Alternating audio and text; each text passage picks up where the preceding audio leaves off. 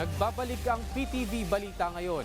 Sa pag-iinspeksyon ni Pangulong Ferdinand R. Marcos Jr. sa Tripa de Galina Pumping Station sa Pasay City ngayong araw, ipinunto niya na sapat ang kakayanan ng mga pumping station para tumugon sa pagbaha, lalo na sa gitna ng mas maraming ulan na nararanasan ng bansa.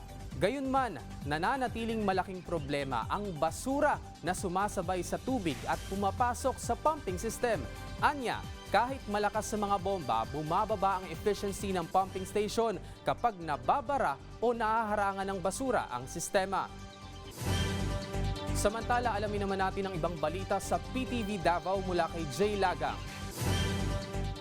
Mayong adlaw, gipahimangnuan sa Davao City Police Office kon DCPO ang publiko nga seryosong krimen ang paghisgot og peke nga bomb threats mapa-online man o personal.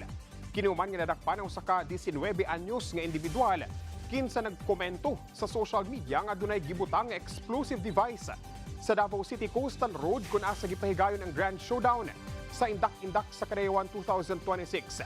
Dayon nga nag-inspeksyon ang DCPO Explosive Ordnance Disposal kon EOD ug SWAT teams sa lugar ug nakumpirma nga luwas sa bomba ang lugar. Pinaagi sa cybercrime investigation na tultulan sa mga otoridad ang individual nga nagpost sa maong komento. Gikasuhan na sa Office of the City Prosecutor ang dinakpan ubos sa Presidential Decree No. 1727 kung malicious dissemination of false information concerning bombs and explosives. Gipunto sa Department of Education kung DepEd 11 nga importante ang whole-of-nation approach aron nga mapugan ang mga krimen sulod sa mga eskwelahan. Kinuman sa netabong pagpamusil sa Junior High School campus sa Zamboanga City netong Agosto 18 ning tuiga. Subay niini, nanawagan ng buhatan nga dili ibasol sa mga magtutudlo nga anaasulod sa tunghaan ang pamatasan o moralidad sa mga estudyante. Sanglit, importante ang pagdisiplina sa mga estudyante magsugod sa panimalay. Busa, nanawagan ng DepEd 11 sa mga ginikanan nga pahinumduman kanunay ang ilang mga anak sa saktong pamatasan. All this very, very seriously.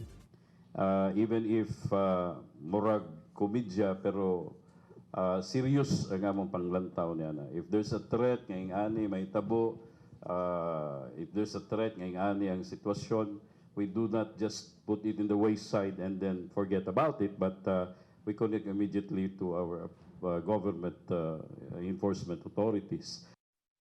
Ug mo kadto ang mga nagunang balita dinhi sa PTV Davao. Ako si Jay Laga para sa Bayan. Mayong adlaw.